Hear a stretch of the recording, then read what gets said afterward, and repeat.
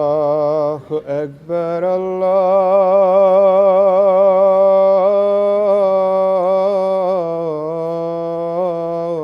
الله أكبر الله أكبر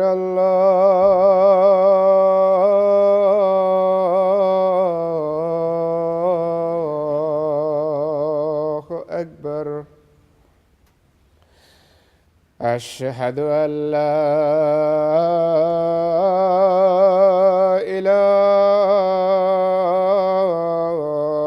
إله إلا الله أشهد أن لا إله إلا الله أشهد أن محمدًا رسول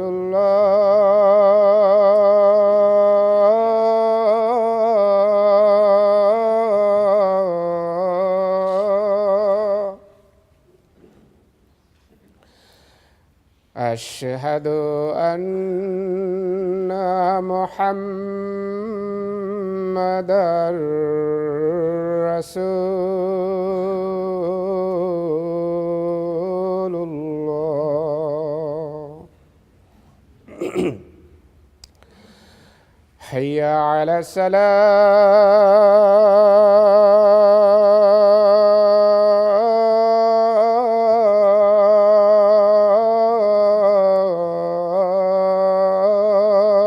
الصلاة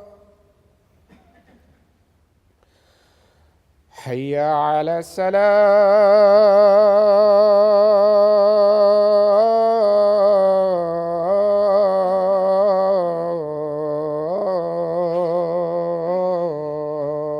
السلام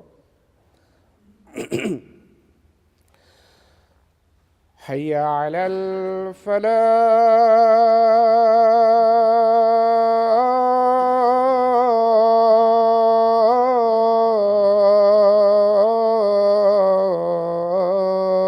الفلاح حي على الفلاح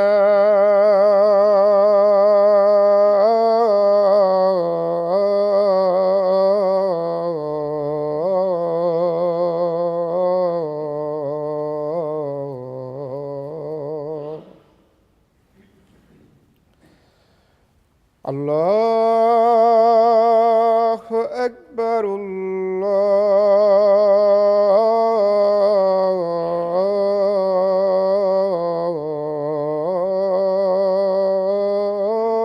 الله أكبر لا إله إلا الله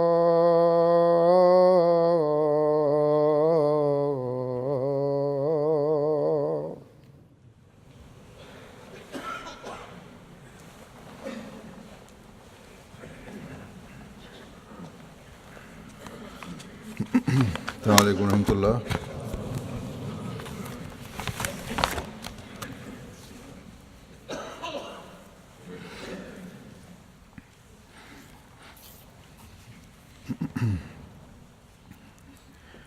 أشهد أن لا إله إلا الله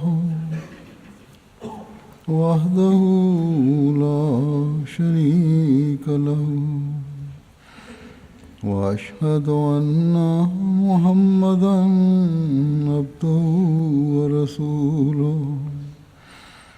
أما بعد فأعوذ بالله من الشيطان الرجيم.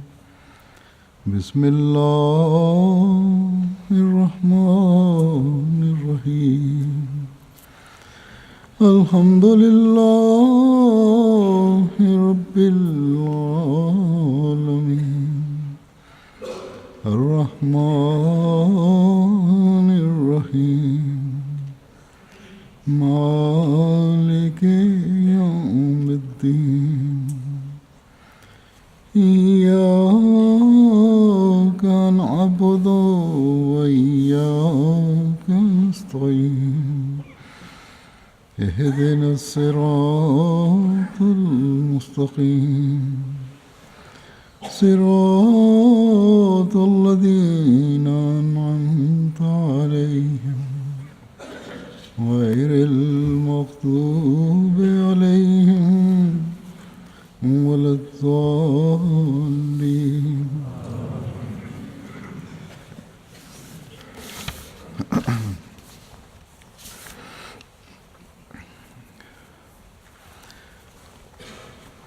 حضرت مسلم موعود رضی اللہ عنہ نے ایک دفعہ قومی نقائص اور کمزوریوں کے بارے میں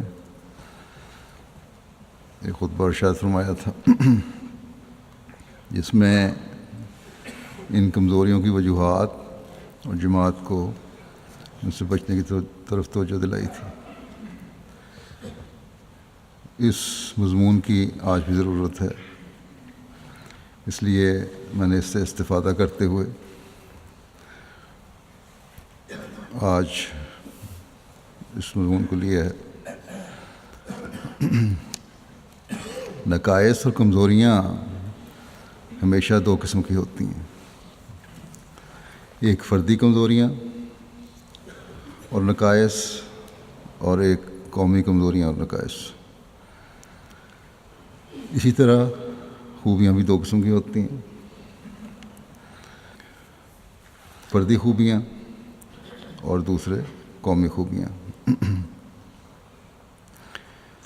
فردی نقائص وہ ہیں جو افراد میں تو ہوتے ہیں لیکن من حیث القوم قوم میں نہیں ہوتے۔ اسی طرح خوبیاں ہیں، بعض خوبیاں افراد میں تو ہوتی ہیں لیکن من حیث القوم قوم میں نہیں ہوتی۔ افراد اپنے علم اور اپنی کوشش سے بعض خوبیاں اپنے اندر پیدا کر لیتے ہیں،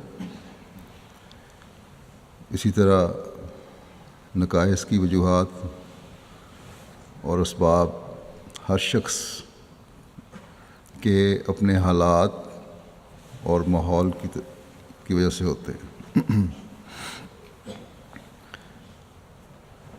بدی اور نیکی کے بارے میں یہ بات بھی یاد رکھنی چاہیے کہ نیکی اور بدی یا نقص اور خوبی اپنے ماحول کے اثرات کے نتیجے میں پیدا ہوتی ہے۔ اس کی مثال اسی طرح ہے جیسے کوئی بیج زمین کے بغیر نہیں اگ سکتا، یا آج کل نئے ذریعۂ کاشت میں ایک خاص قسم کی مٹی بنائی جاتی ہے جس میں پانی جذب کرنے اور بیج کو پروان چڑھانے کی صلاحیت ہوتی ہے۔ بڑے بڑے برتنوں میں اس کو رکھا جاتا ہے اور بڑے بڑے ہالوں کے اندر اس کی کاشت ہوتی ہے، لیکن بہرحال اس کے بغیر بیج نہیں اگ سکتا۔ کسی بھی بیج سے صحیح استفادے کے لیے، اس سے اس کے اگانے کا مقصد حاصل کرنے کے لیے اس کو زمین یا زمین جیسے ماحول کے میسر کرنے کی ضرورت ہوتی ہے، اور اس کے بغیر بیج اگر اگے گا بھی تو تھوڑے عرصے میں مر جائے گا، ختم ہو جائے گا۔ اسی طرح بدی یا نیکی جو نقائص یا خوبی کی وجہ سے پیدا ہوتی ہے، وہ ماحول کے اثرات کے نتیجے میں پیدا ہوتی ہے۔ بس برائیوں یا نیکیوں کے بڑھنے میں ماحول ایک لازمی جزو ہے۔ ارد گرد کے اثرات جب تک کسی نیکی یا بدی کے لیے خاص زمین تیار نہ کر دیں، اس وقت تک وہ بدی یا نیکی نشو و نما نہیں پا سکتی۔ لیکن ماحول بھی دو قسم کے ہوتے ہیں۔ ضروری نہیں کہ ایک قسم کا ماحول ہر ایک پر ایک جیسا اثر انداز ہو جائے۔ ایک قسم کا ماحول صرف افراد پر اثر ڈالتا ہے اور من حیث القوم وہ ہر ایک کو متاثر نہیں کرتا۔ اس کی مثال ایسی زمین کی ہے جس میں خاص فصلیں اگ سکیں۔ مثلا حضرت مسلم موعود نے مثال دی ہے کہ زعفران ہے، ہندوستان میں پیدا ہوتا ہے، تو تمام ہندوستان میں نہیں ہوتا یہ، بلکہ خطۂ کشمیر میں ہوتا ہے، اور وہاں بھی ایک خاص علاقہ ہے جس میں خاص قسم کا زعفران پیدا ہوتا ہے جو اعلیٰ قسم کا ہے۔ پاکستانی ذمہ دار بھی جانتے ہیں، بلکہ چاول کا کاروبار کرنے والے بہت سارے لوگ جانتے ہیں کہ خوشبودار باسمتی چاول جیسا کہ کالر کے علاقے میں ہوتا ہے، وہاں پاکستان کے اور کسی علاقے میں نہیں ہوتا۔ زراعت کے ماہرین نے بڑی کوشش بھی کی ہے، لیکن کامیاب نہیں ہو سکے اس جیسی خوشبو پیدا کرنے میں۔ بہرحال خاص حالات، خاص بیجوں کے لیے اللہ تعالیٰ نے قانون قدرت میں مہیا کر دی ہیں یا مقرر کر دی ہیں، جس کے بغیر اس خاصیت اور وہ صفت پیدا نہیں ہوتی۔ پھر زمین ہے یا دوسرے موسمی اثرات ہیں، یہ سارے اثر انداز ہوتے ہیں۔ اس کے مقابلے پر بعض فصلیں ایسی ہیں، مثلاً گندم ہے یا خاص قسم کے باغات ہیں، وہ ایک ملک میں تمام جگہ ہو جاتے ہیں۔ پیداوار میں کمی و بیشی کا فرق ہو تو ہو، لیکن ہو جاتے ہیں۔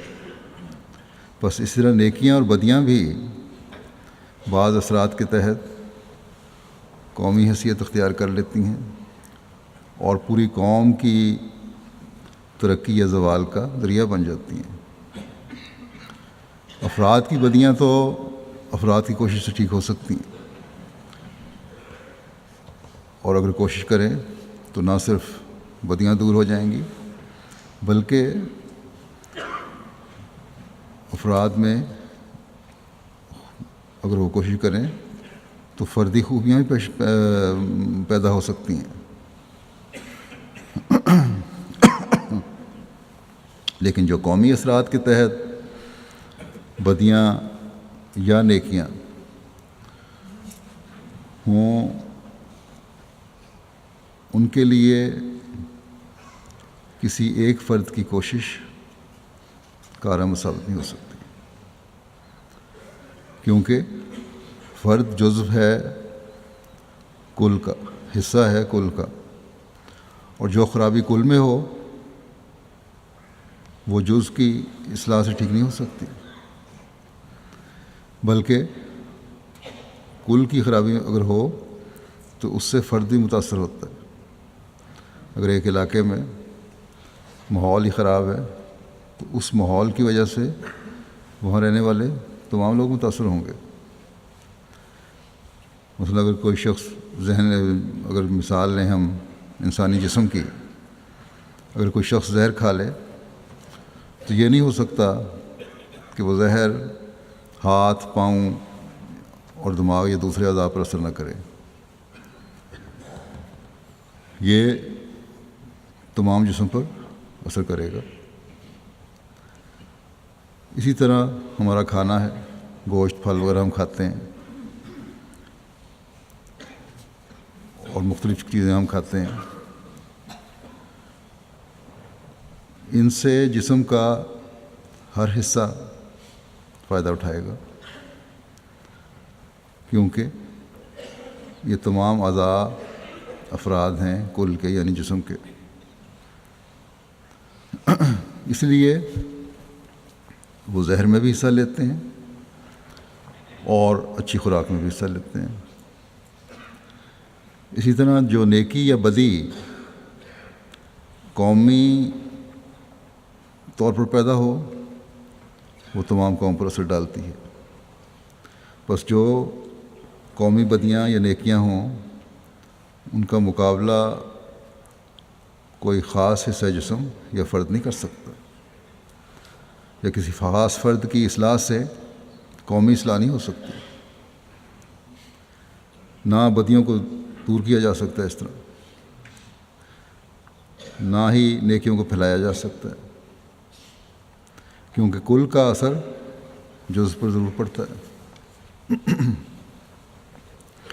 بہرحال یہی قاعدہ ہے کہ اگر کل کو فائدہ ہو تو جزء کو بھی فائدہ ہوگا، اور اگر کل کو نقصان پہنچے تو جزء کو بھی نقصان پہنچے گا۔ بس افراد کی بدیاں تو ان کی تشخیص کر کے پھر ان کا علاج کر کے دور کرنے کی کوشش ہو سکتی ہے، اور کسی کو اگر خود احساس ہو جائے تو وہ خود بھی کوشش کر کے اپنی بدیاں دور کر سکتا ہے۔ لیکن قومی بدیوں کو دور کرنے کے لیے تمام قوم کو غور کرنے کی ضرورت ہوتی ہے۔ اگر بحیثیت قوم وہ بدیوں کو دور کرنے کے لیے کھڑی نہ ہو، کوشش نہ کرے، یا بحیثیت قوم علاج کرنے کے لیے تیار نہ ہو، تو بحیثیت قوم وہ بدیاں اور نقائص اس قوم میں پیدا ہو جاتے ہیں، اور ایک وقت آتا ہے جب وہ قوم کو ہلاک کرنے کا باعث بن جاتی ہے۔ بس جہاں یہ ضروری ہے کہ ہم میں سے ہر ایک اپنے نفس کی کمزوریوں کو دیکھے، وہاں یہ بھی ضروری ہے کہ ہم بحیثیت قوم اپنی کمزوریوں کو دیکھیں اور ان کی نشاندہی کریں، اور پھر بحیثیت قوم ان کا علاج اور تدارک کریں،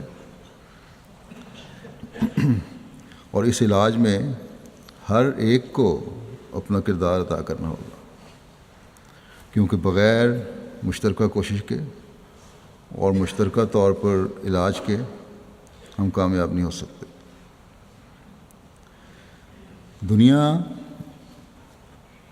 دنیاوی قانون کو بھی اگر دیکھیں، کوئی ذمہ دار مثلاً قدرتی آفات ہیں، سیلاب ہے، کوئی ذمہ دار اپنی زمین کو بند باندھ کے سیلاب سے نہیں بچا سکتا۔ بند باندھنا، اس کی منصوبہ بندی کرنا، یہ حکومت کا کام ہے۔ مشترکہ کوشش حکومت کی طرف سے ہوتی ہے۔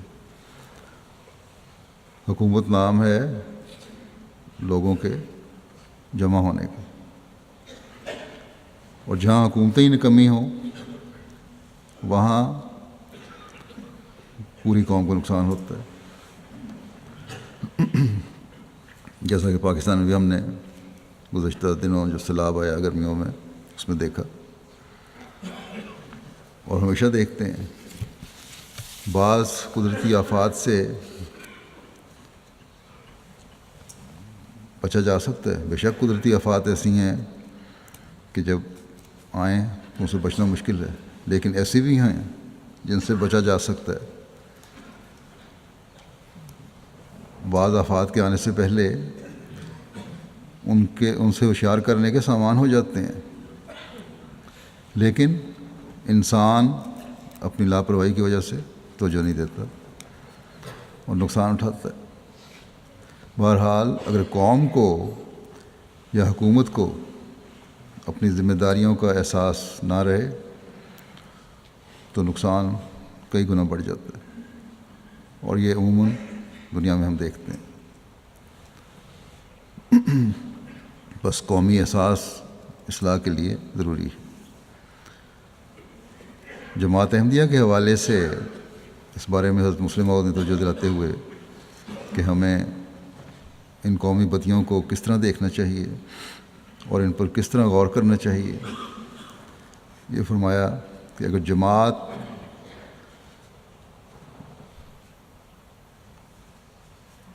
بعض پہلوؤں سے اس پر غور کرے اور اس کا علاج کرے تو فائدہ ہو سکتا ہے۔ مختلف ذرائع ہیں اس کے، کیونکہ یہ ذرائع جو ہیں وہ قومی امراض کی تشخیص کر سکتے ہیں، اور جب تشخیص ہو جائے تو پھر یہ علاج بھی ہو سکتا ہے۔ پہلا ذریعہ وہ تعلیمات ہیں جو کسی قوم میں جاری ہوں اور جن پر عمل کرنا ہر شخص اپنا فرض سمجھتا ہو۔ اگر وہ بری باتیں ہیں یا اس تعلیم کے بد نتائج ہیں یا اس تعلیم سے بد نتائج نکل سکتے ہوں جیسا کہ بعض مذاہب میں ہیں، تو وہ اس کی وجہ سے پھر برائیاں پیدا ہوتی ہیں، بدعات پیدا ہوتی ہیں، یا بدعات پیدا ہوتی ہیں ان کی وجہ سے برائیاں پیدا ہو جاتی ہیں۔ اگر کسی مذہب میں غلط عقائد اور باتیں ہیں تو اس سے ہر شخص متاثر ہوگا جو بھی اس مذہب کو ماننے والا ہے، اور تمدنی اور معاشرتی زندگی میں بھی اس سے برے نتائج پیدا ہوں گے، صرف مذہبی طور پر نہیں بلکہ معاشرتی زندگی میں بھی، تمدنی زندگی میں بھی برے نتائج پیدا ہوں گے۔ لیکن ہم جو مسلمان ہیں قرآن کریم کو خدا تعالیٰ کا کلام سمجھتے ہیں اور اس بات پر یقین رکھتے ہیں کہ اس تعلیم میں کوئی نقص نہیں اور اس کے برے نتائج کبھی نکل نہیں سکتے، یا یہ ہو ہی نہیں سکتا کہ اس سے کوئی بدی پیدا ہو، کیونکہ تعلیم بے عیب ہے، اس لیے ظاہر ہے برا نتیجہ نکل نہیں سکتا۔ بس مسلمانوں میں یہ سوچ لیا کہ برائی آ ہی نہیں سکتی، لیکن کیا سب مسلمان برائیوں سے پاک ہیں؟ جب ہم اپنے ماحول کا جائزہ لیتے ہیں،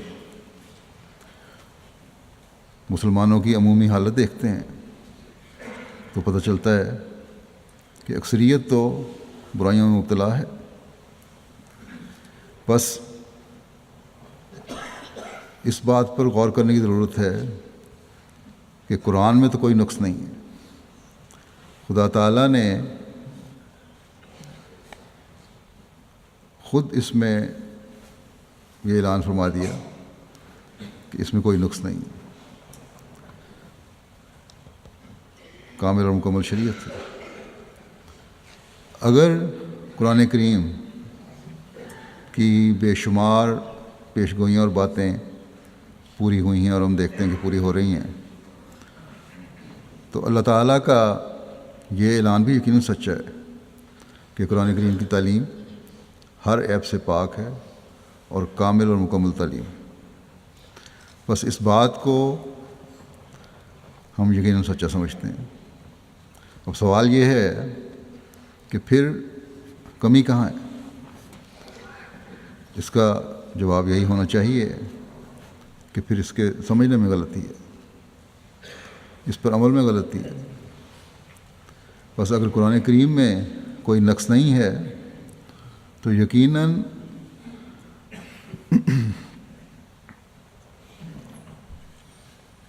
ہمارے سمجھنے اور عمل کرنے میں غلطی ہے، اور یقیناً قرآن شریف میں نقص نہیں ہے۔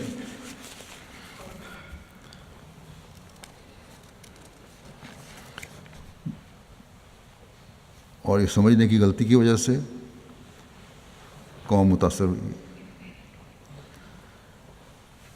یہ غلطیاں قوم کے پہلے علماء کے قرآن کریم کو غلط سمجھنے کی وجہ سے بھی ہو سکتی ہیں، اور موجودہ علماء کے غلط سمجھنے کی وجہ سے بھی ہو سکتی ہیں۔ بہرحال نتیجہ ظاہر ہے جو ہمیں نظر آ رہا ہے۔ اب علماء مفسرین بے شک اپنے نظریات رکھتے تھے یا رکھتے ہیں، اور یہ انفرادی نظریات ہیں، لیکن قوم یہ نہیں کہتی کہ علماء کے یہ ذاتی نظریات ہیں، قوم ان علماء کی طرف دیکھتی ہے۔ اس لیے ان کے پیچھے چلنے والے غلط نظریات کی وجہ سے یا تفسیروں کو نہ سمجھنے کی وجہ سے اعلیٰ تعلیم کے باوجود فائدہ اٹھانے والے نہیں بن سکے، بلکہ نقصان اٹھا رہے ہیں، اور اس وجہ سے قوم میں برائیاں پیدا ہو گئیں۔ بعض غلط نظریات جو رواج پا گئے، جن کا اسلام کی تعلیم سے واسطہ ہی نہیں۔ ماحول کا اثر ہو گیا، دوسرے مذاہب کا اثر ہو گیا، تمدن کا اثر ہو گیا، جو غلط رنگ میں جس کو مذہب کا حصہ سمجھ لیا گیا۔ تو بہرحال نقائص پیدا ہوئے۔ اللہ تعالیٰ کا احسان ہے کہ ہم حضرت مسیح موعود علیہ السلام کی جماعت میں شامل ہیں، اور ان پرانی روایات یا حکمت سے عاری روایات یا تفاسیر کا ہم پر اثر نہیں ہو سکتا، اور نہیں ہونا چاہیے، لیکن پھر بھی ہم پورے طور پر محفوظ اس لیے نہیں کہ اپنے نظریات کو رکھنے والے لوگ جماعت میں شامل ہوتے ہیں، جو بعض مواقع پر بعض معاملات میں شکوک و شبہات میں پڑ جاتے ہیں، یا سمجھتے ہیں کہ اس بات کی اس طرح بھی تشریح کرنے میں کوئی حرج نہیں ہے، اور بعض دفعہ بعض نئے آنے والے علماء ہی اپنی سوچ کے مطابق تفسیر کر دیتے ہیں۔ گو کہ منع نہیں ہے، ہونی چاہیے، لیکن اس کے لیے کچھ اصول ہیں۔ بہرحال اس غلطی کی وجہ سے پھر ایک غلط نظریہ پیدا ہو سکتا ہے۔ اس لیے اس برائی سے بچنے کے لیے علماء کو بھی نہیں ہو سکتا، اور جماعتی نظام کے تحت ہی اپنے نظریات کا اظہار کرنا چاہیے۔ بے شک ہم عموماً غلط نظریات سے اللہ تعالیٰ کے فضل سے پاک ہیں عمومی طور پر، لیکن اپنے آپ کو غلطیوں سے پاک رکھنے کی ضرورت مستقل طور پر ہے کہ ہم، اور اس کا طریقہ یہی ہے کہ ہم غیر احمدیوں کی غلطیوں پر ہمیشہ نظر رکھیں کہ اپنی سوچ، کیونکہ نظر رکھ کر ہی ہم اپنے اندر ان غلطیوں کو داخل ہونے سے روک سکتے ہیں اور قومی نقائص سے بچ سکتے ہیں۔ پھر اس چیز پر بھی ہمیں غور کرنا چاہیے کہ ہمارے ارد گرد پھر ایک مذہب یا کسی بھی طرح کے لوگ بستے ہیں، چاہے کسی مذہب سے تعلق رکھتے ہیں یا نہیں رکھتے، کسی مذہب پر یقین رکھتے ہیں یا نہیں رکھتے، خدا کو مانتے ہیں یا نہیں مانتے، ان میں کون کون سے قومی نقائص ہیں۔ اس دائرے کو ساتھ کے غلط قومی نقائص تک بھی وسعت دینی چاہیے۔ بلکہ اب تو دنیا اس قدر قریب ہو گئی ہے کہ تمام دنیا کے رہنے والے ایک دوسرے کی ہمسائیگی کی شکل اختیار کر گئے ہیں، یعنی وہ فاصلوں کی تو کوئی دوری رہی نہیں، اور پھر اس کے علاوہ میڈیا نے بھی دوریاں ختم کر دی ہیں۔ ان کی خوبیاں اور خامیاں ہمیں سب نظر آ جاتی ہیں۔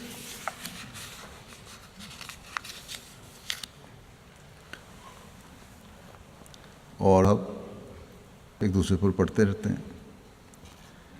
یا نہیں رکھتے، ماحول میں رہتے ہیں۔ اس ماحول کا، ہمسایوں کا اثر ان بچوں پہ بھی ہو رہا ہوتا ہے۔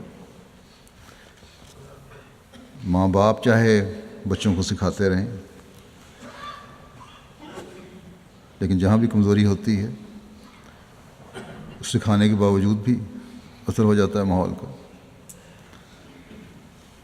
پھر یہ بھی ہے کہ بچوں نے زیادہ وقت اسکول میں اور اپنے دوسرے دوستوں کے ساتھ کھیلنے میں گزارنا ہے، یا گھروں میں خود ہی اس زمانے میں ایسے دوست مل جاتے ہیں جو ٹی وی کے ذریعے سے داخل ہو گئے ہیں، جو بچوں اور بڑوں سب پر یکساں اثر انداز ہو رہے ہیں۔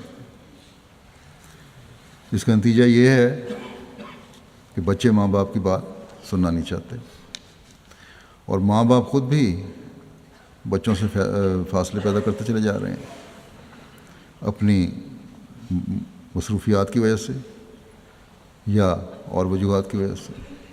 اور پھر ایسے بھی ہیں جو گھروں میں خود ہی ان ذریعوں سے، ٹی وی وغیرہ کے ذریعے سے اپنے ماحول کو خراب کر رہے ہیں۔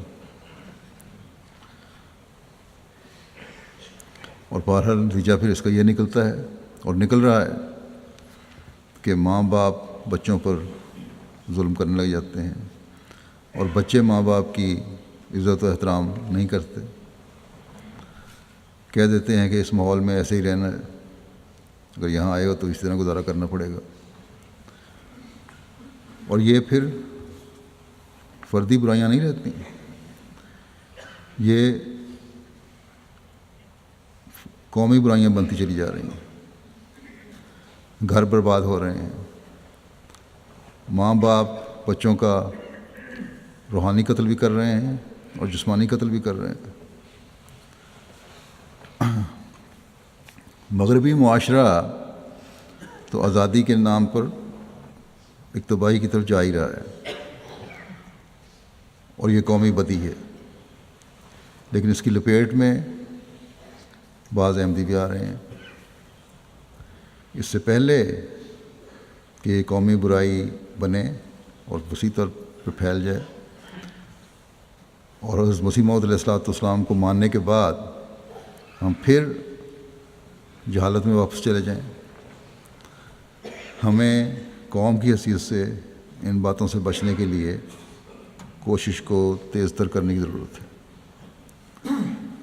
بس جماعت احمدیہ کے نظام کے تمام حصے اس بات پر غور کرنے کے لیے سر جوڑیں، منصوبہ بندی کریں، اس کا ابھی سے خاتمہ کرنے کی کوشش کریں اور کوئی بھی برائی ہے، اس سے پہلے کہ خدا نہ کرے ہمیں بحیثیت قوم مغربی ملکوں کی بیماریاں داخل ہو جائیں۔ ہم نے دنیا کے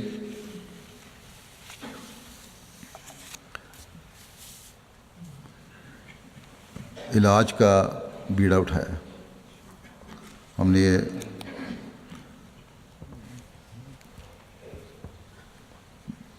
وعدہ کیا ہے، یہ اعلان کیا ہے کہ ہم دنیا کا علاج کریں گے۔ اگر علاج کرنے والے ہی مریض بن گئے تو دنیا سے فردی اور قومی برائیاں اور بدیاں کون دور کرے گا؟ پھر اس بات کو بھی سامنے رکھ کر غور کرنا چاہیے کہ کسی قوم میں اپنے مخصوص حالات کی وجہ سے بعض نیکیاں بھی پیدا ہو سکتی ہیں اور بعض کمزوریاں بھی پیدا ہو سکتی ہیں۔ اس کی مثال بس مسلم عہدہ یہ دی ہے کہ ہماری جماعت اللہ کے فضل سے ہر جگہ پھیلی ہوئی ہے، اور اللہ تعالیٰ دور دور کے لوگوں کے دلوں کو فتح کر رہا ہے۔ بڑی وسعت اب تو اللہ تعالیٰ کے فضل سے مل چکی ہے، اور ساتھ ہی ہماری جماعت کا یہ بھی عقیدہ ہے کہ کبھی غیر احمدیوں کے پیچھے نماز نہیں پڑھنی چاہیے، کیونکہ غیر احمدی امام نے اس امام کو نہیں مانا جس کو خدا تعالیٰ نے زمانے کا امام بنا کر بھیجا ہے، اور نہ صرف مانا ہی نہیں بلکہ انتہائی غلیظ زبان بھی استعمال کرتے ہیں۔ بس ہم خدا کے مقرر کردہ امام پر بندوں کے مقرر کردہ امام کو ترجیح نہیں دے سکتے، اس لیے ہم ان کے پیچھے نماز نہیں پڑھتے۔ اب عموماً تو اللہ تعالیٰ کے فضل سے جماعت کے سینٹر بھی ہیں اور مساجد بھی ہیں جہاں احمدی باجماعت نماز پڑھ سکتے ہیں یا پڑھتے ہیں، لیکن ابھی بعض علاقے ایسے بھی ہیں جہاں ایک ایک دو دو گھر احمدیوں کے ہیں، اس لیے وہ گھروں میں نماز پڑھ لیتے ہیں، بجائے اس کے اکٹھے ہو کر نماز پڑھ لیں، ہر ایک اپنی اپنی نماز پڑھ رہا ہوتا ہے۔ اس طرح میں نے پہلے بھی توجہ دلائی تھی کہ گھروں میں بھی باجماعت نماز کر لیا کریں تو کوئی حرج نہیں، یا بعض اس بات پر کہ مصروفیت ہے اپنی نماز علیحدہ پڑھ لیتے ہیں، بعض کام کی مصروفیت کی وجہ سے نمازیں جمع کر لیتے ہیں۔ تو یہ ساری وجوہات اس لیے ہیں کہ مسجد جانے کی طرف توجہ نہیں یا مسجد قریب نہیں، اور قریب کی جو غیر احمدیوں کی مسجد ہے اس میں ہمیں جانے کی اجازت نہیں بعض علاقوں میں، یا اور بعض دوسری وجوہات ہیں۔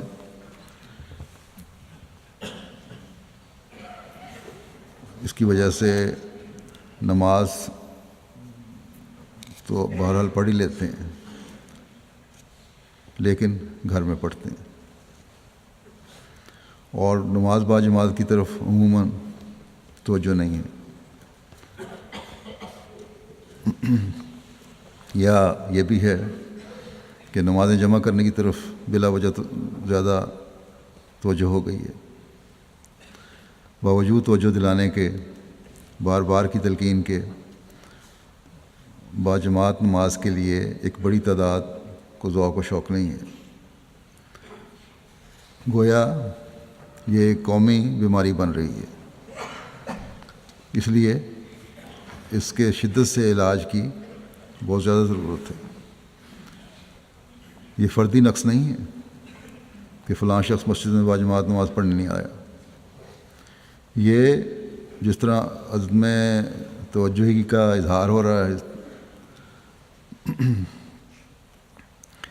قومی بیماری اور نقص کی شکل اختیار کر رہی ہے۔ یہ چیز حالات کی وجہ سے سہولت نے نماز باجماعت کی اہمیت کو کم کر دیا۔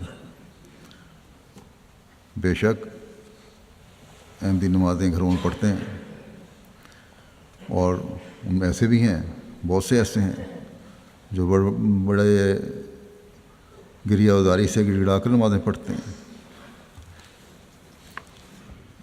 جبکہ دوسرے مسلمانوں کی اکثریت ایسی توجہ سے شاید نماز نہ پڑھتے ہوں، یا لیکن پھر بھی وہ چاہے ظاہر داری کے لیے صحیح مسجد میں جا کر نماز ضرور پڑھتے ہیں جو نمازیں پڑھنے والے ہیں۔ اور اب تو غیر احمدی میں مسجد میں جانے کا رجحان پاکستان سے بھی یہی خبریں آتی ہیں، بہت زیادہ بڑھ گیا۔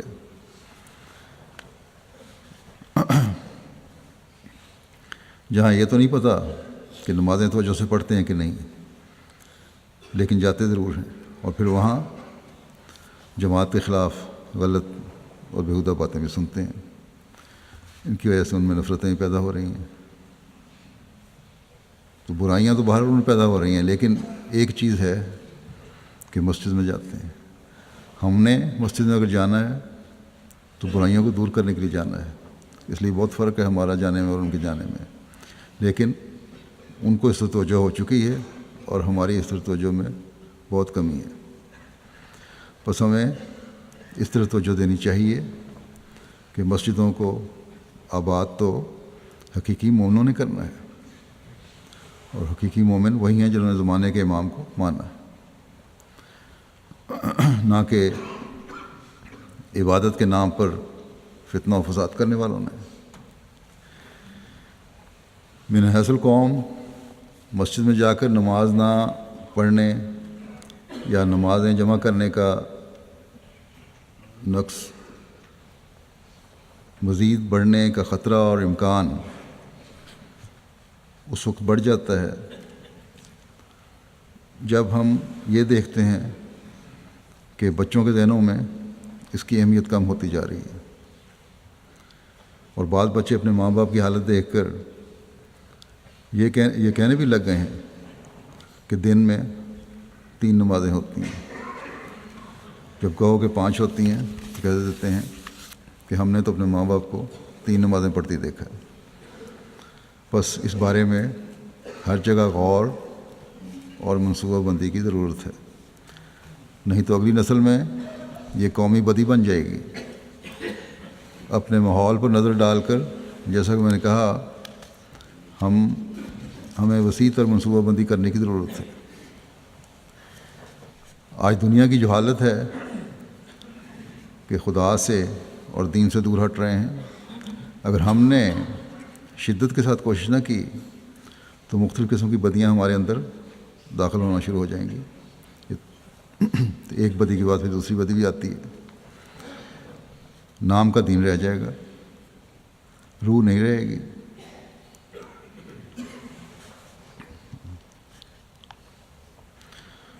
اگر کسی علاقے میں کوئی وبا پھوٹے، کوئی بیماری کی صورت ہو تو ہم فوراً فکر مند ہو جاتے ہیں اور اس کے حفظ ما تقدم کے طور پر احتیاطی تدابیر شروع کر دیتے ہیں۔ تو روحانی بیماریوں کے خطرے کے لیے کو دور کرنے کے لیے ہمیں کس قدر کوشش کرنی چاہیے اس معاشرے میں رہتے ہوئے، بلکہ جیسا کہ میں نے کہا اب تو دنیا ایک ہو گئی ہے، اور بدیوں اور برائیوں کی متعدی مرض کے لیے کہ دور کرنے کے لیے تو پھر اور بھی زیادہ کوشش کی ضرورت ہے۔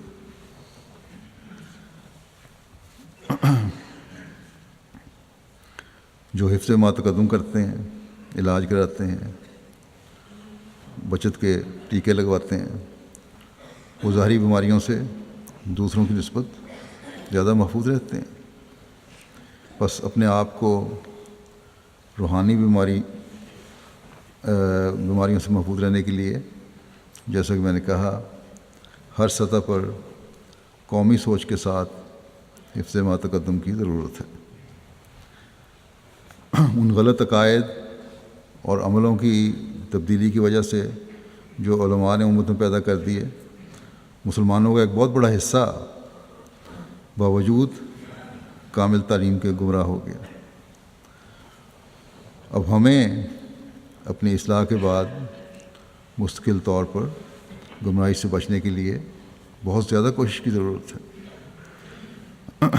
چند مثالیں میں نے دی ہیں، ہمیں غور کرتے رہنا چاہیے کہ کہاں کہاں دوسرے مسلمانوں میں نقائص پیدا ہوئے اور وہ گمراہ ہوئے، اور ہم نے کس طرح ان سے بچنا ہے۔ حضرت مسیح علیہ السلام کو مان کر پھر آپ کی تعلیم کو جاننا اور اس پر عمل کرنا بھی بہت ضروری ہے۔ حالات کے ساتھ اپنے آپ کو اس دھارے میں بہانے کی ضرورت نہیں، بلکہ حالات کو اپنی تعلیم کے مطابق ڈھالنا ہمارا کام ہے۔ خلافت کے ساتھ تعلق مضبوط کرنے کی ضرورت ہے۔ اس زمانے میں MTA اور جماعت کی ویب سائٹ بھی اللہ تعالیٰ نے ہمیں مہیا فرمائی ہیں، ان سے منسلک رہنا بھی بہت ضروری ہے، بجائے اس کے کہ اٹھ پٹانگ چیزیں دیکھیں۔ اس ذریعے سے حقیقی قرآنی تعلیم اور حضرت مسیح موعود علیہ السلام کے علم و عرفان کا ہمیں پتہ چلتا ہے۔ ان ذریعوں سے یہ حقیقی اسلامی تعلیم ہمیں ملتی ہے۔ بس اس کے ساتھ ہمیں جڑے رہنے کی ضرورت ہے۔ یہ بات ہمیں یاد رکھنی چاہیے کہ مسلمانوں کو قرآن کریم جیسی کتاب ملی، جیسے پہلے بھی ذکر ہو چکا ہے، لیکن پھر بھی ان میں ایسی غلطیاں پیدا ہو گئیں جن کی وجہ سے ان میں مخصوص امراض کا پیدا ہو جانا لازمی تھا۔ چنانچہ جو سب سے بڑی بات ان میں قومی بدی پیدا کرنے کا باعث بنی، وہ مسلمانوں کا یہ یقین تھا کہ قرآن کریم نہایت مکمل کتاب ہے اور اس میں تمام باتوں کا ذکر موجود ہے اور اول سے آخر تک انسانوں کی ہدایت کا موجب ہے۔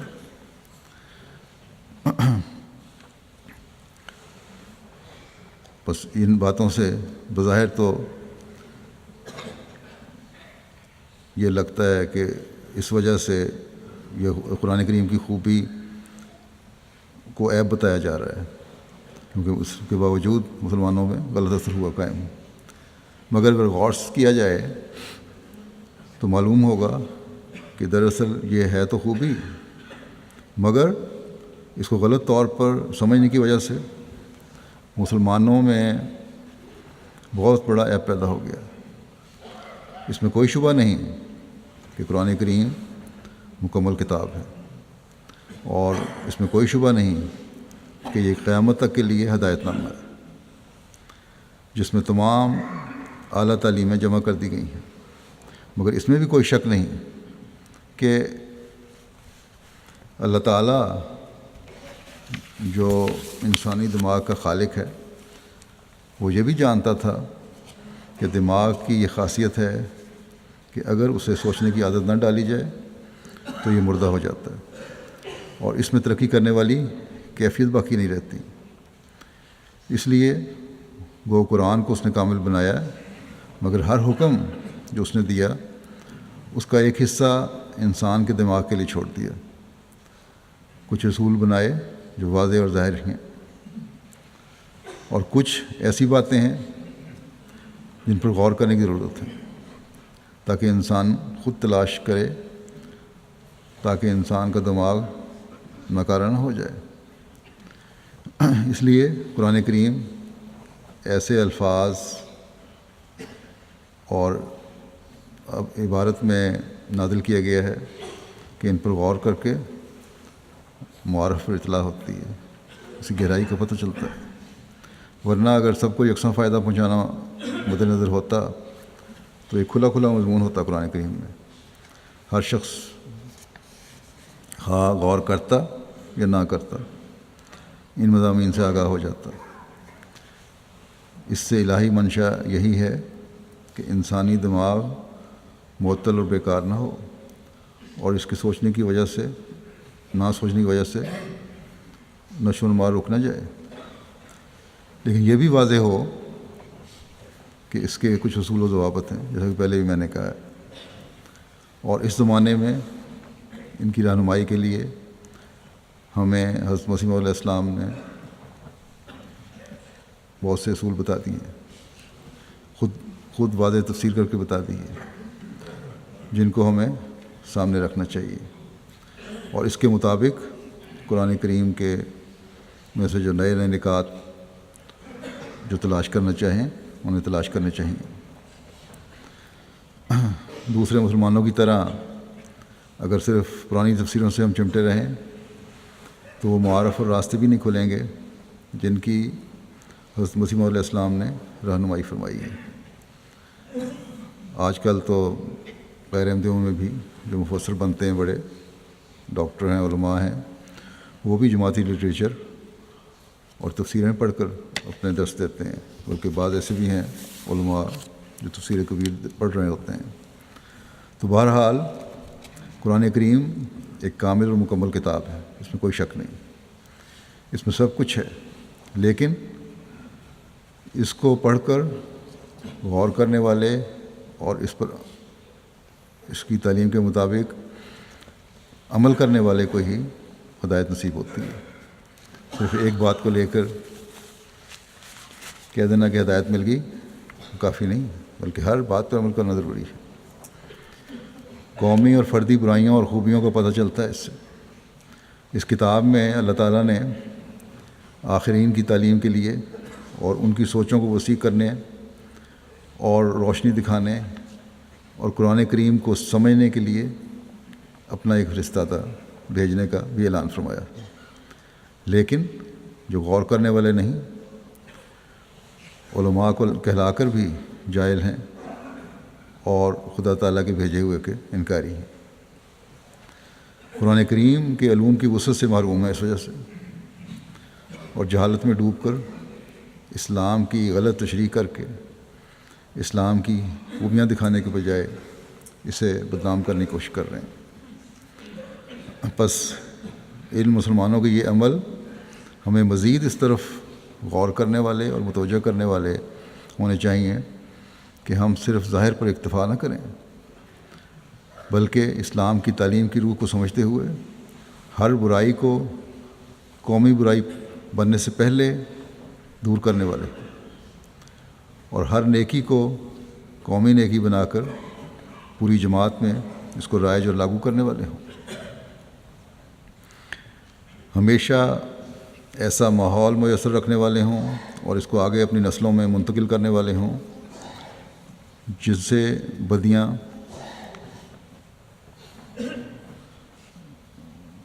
نہ پھیلیں بلکہ خوبیاں اور نیکیاں پیدا ہوں۔ اللہ تعالیٰ ہمیں اس کی توفیق عطا فرمائے۔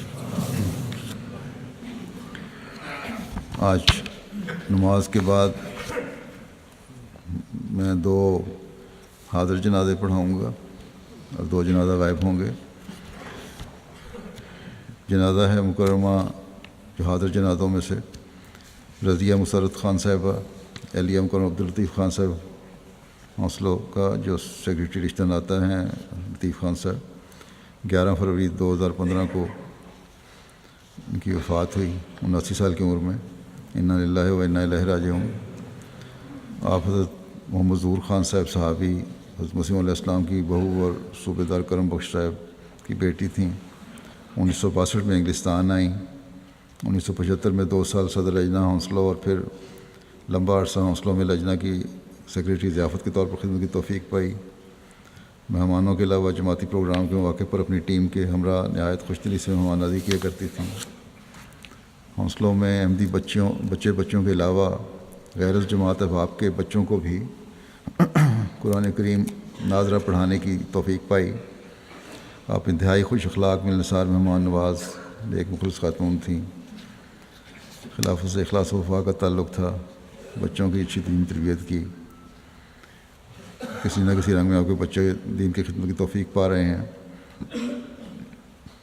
کہ آپ کے شوہر کے علاوہ 2 بیٹیاں اور 4 بیٹے ہیں آپ کی یادگار ہیں۔ ظہیر خان صاحب صدر جماعت ہنسلو ہیں اور نائب افسر سگا کی حیثیت سے بھی خدمت کر رہے ہیں۔ اللہ تعالیٰ مرحومہ کے درجات بلند فرمائے۔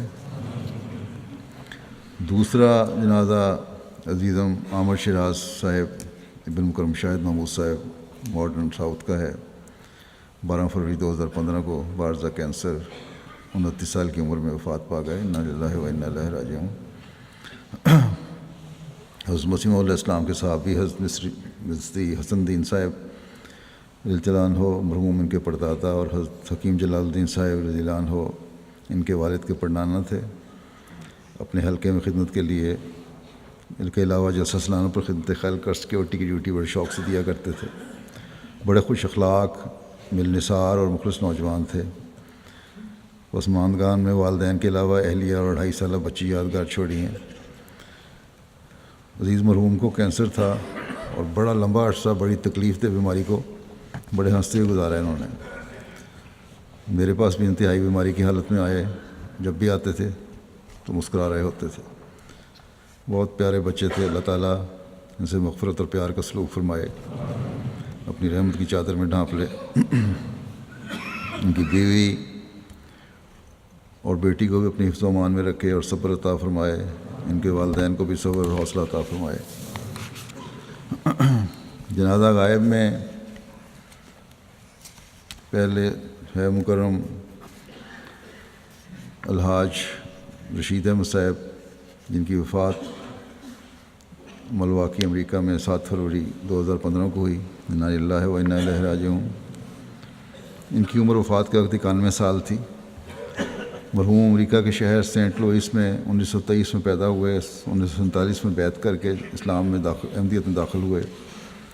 بیعت کرنے کے بعد 2 سال بعد 1949 میں دینی تعلیم حاصل کرنے کے لیے روا چلے گئے، جہاں خود حضرت مسلم موعود رضی اللہ عنہ نے آپ کا ریلوے اسٹیشن جا کر استقبال کیا۔ انہوں نے جامعہ احمدیہ میں 5 سال تعلیم حاصل کی، پھر باقاعدہ مبلغ بنے۔ پاکستان میں قیام کے دوران اردو اور پنجابی زبان پر عبور حاصل کیا۔ امریکہ سے سب سے پہلے جامعہ احمدیہ میں بطور طالب علم داخل ہونے کا اعزاز حاصل ہوا۔ اسی طرح روا میں 5 سال قیام کے دوران آپ کو حضرت مسلم موعود رضی اللہ عنہ کی خاص رفاقت بھی نصیب ہوئی۔ حضور رضی اللہ عنہ نے آپ کا رشتہ مبلغ احمدیت حاجی ابراہیم خلیل صاحب کی صاحبزادی مکرمہ سارہ قدسیہ صاحب سے کروا دیا، جن کے وطن سے آپ کے ہاں 3 بچے ہوئے، اور ایک بیٹی کی وفات ہو چکی، ایک بیٹا اور ایک بیٹی آپ کی اس پہلی شادی سے حیات ہیں، امریکہ میں رہتے ہیں۔ 1955 میں جامعہ احمدیہ سے فارغ ہونے کے بعد آپ کو امریکہ میں بطور مبلغ بھجوایا گیا۔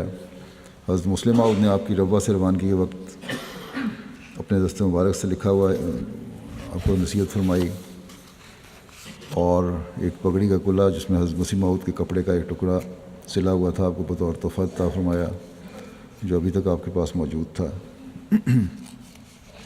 اب آپ کے بچوں کے پاس ہے۔ جماعت احمدیہ امریکہ کے سب سے پہلے مقامی امریکن مشنری تھے۔ آپ نے امریکہ میں شکاگو، سینٹ لوئس اور دوسرے شہروں میں بطور مشنری کے علاوہ امیر جماعت امریکہ کی حیثیت سے بھی خدمات انجام دیں۔ اس کے علاوہ آپ ایک لمبا عرصہ صدر ملواکی جماعت اور مختلف مرکزی عہدوں پر خدمت کی توفیق پاتے رہے۔ دوسری شادی آپ کی سینٹ لوئس کے سابق صدر جماعت مکرم خالد عثمان صاحب کی بیٹی عزیزہ احمد سے ہوئی، جن سے آپ کے 2 بیٹے اور 2 بیٹیاں ہیں۔ آپ کو تبلیغ کا جنون کی حد تک شوق تھا، کوئی موقع ہاتھ سے جانے نہیں دیتے تھے۔ آپ کے دور صدارت میں جماعت ملواکی کی امریکن احمدیوں پر مشتمل ایک بڑی جماعت کی بنیاد پڑی، جو امریکہ کی دوسری جماعتوں کے مقابلے پر اکثریت میں ہے۔ 1998 میں انہیں حج کی سعادت حاصل ہوئی۔ ملواکی میں جماعت کے علاوہ دیگر مذاہب کے لوگوں میں بھی مقبول تھے۔ 20 سال سے ٹی وی کے ایک پروگرام اسلام لائیو پر باقاعدہ آ رہے تھے۔ آپ نے اپنی زندگی کے آخری لمحات تک جماعت کے ہفتہ وار تبلیغی اسٹال پر باقاعدگی سے جانا اختیار کیے رکھا۔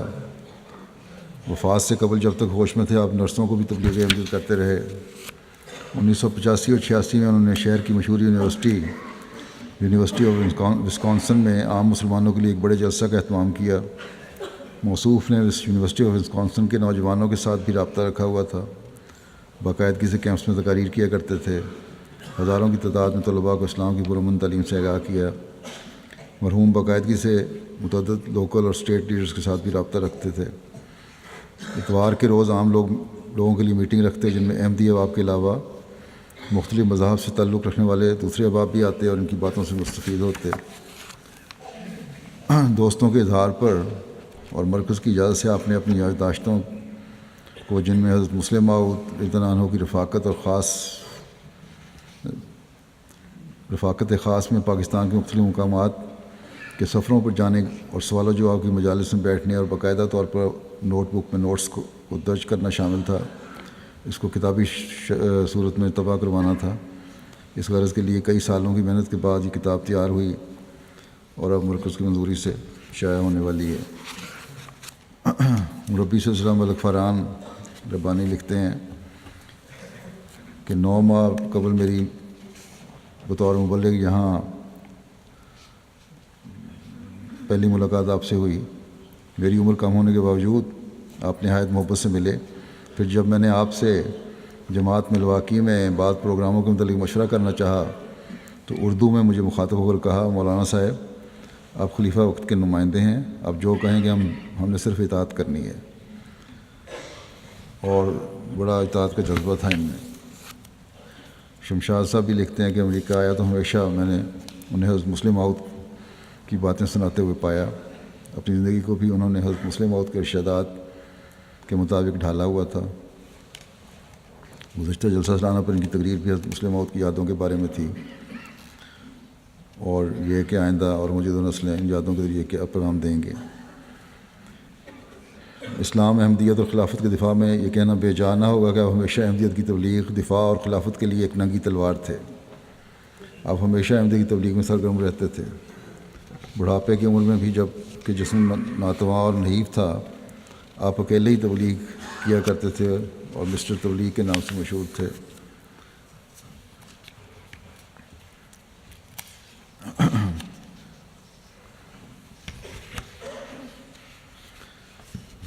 اللہ تعالیٰ کے فضل سے وہاں کافی لوگ ان کے جنازے میں شامل ہوئے۔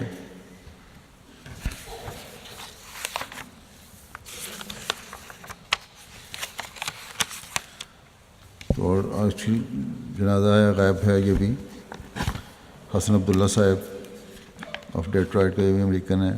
30 جنوری 2015 کو ان کی وفات ہوئی۔ انا للہ و انا الیہ راجعون۔ 26 ستمبر 1929 کو ایک عیسائی گھرانے میں پیدا ہوئے۔ ان کا پیدائش کا نام ولیم ہنری تھا۔ 1970 کی دہائی میں ایک احمدی برادر مکرم وہاب صاحب جو کہ ان کے کلاس فیلو تھے، ان کے ذریعے انہوں نے اسلام احمدیت قبول کرنے کی سعادت پائی۔ قبول اسلام کے بعد ان کا نام حسن عبداللہ رکھا گیا۔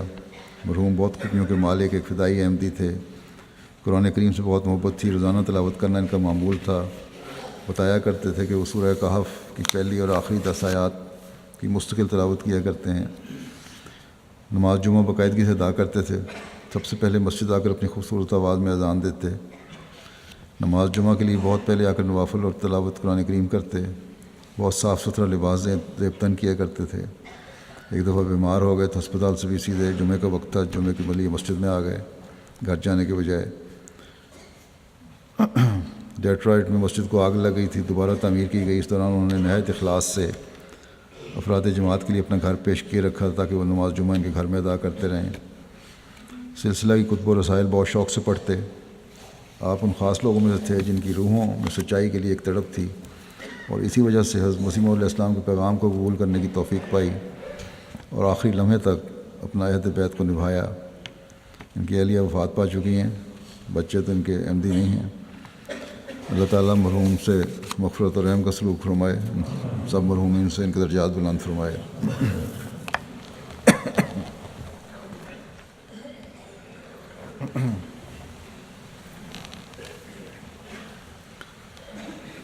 الحمد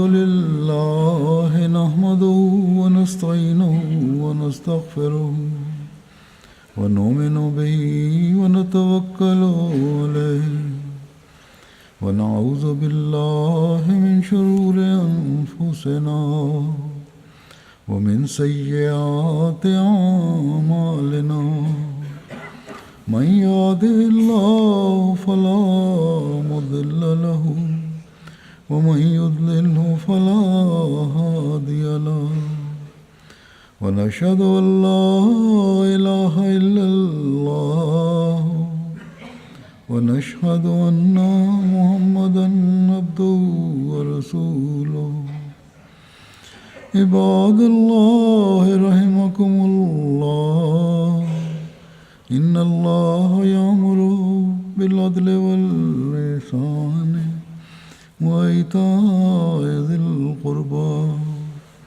وينهى عن الفحشاء والمنكر والبغي يعظكم لعلكم تذكرون اذكروا الله يذكركم وادعوه يستجب لكم ولذكر الله أكبر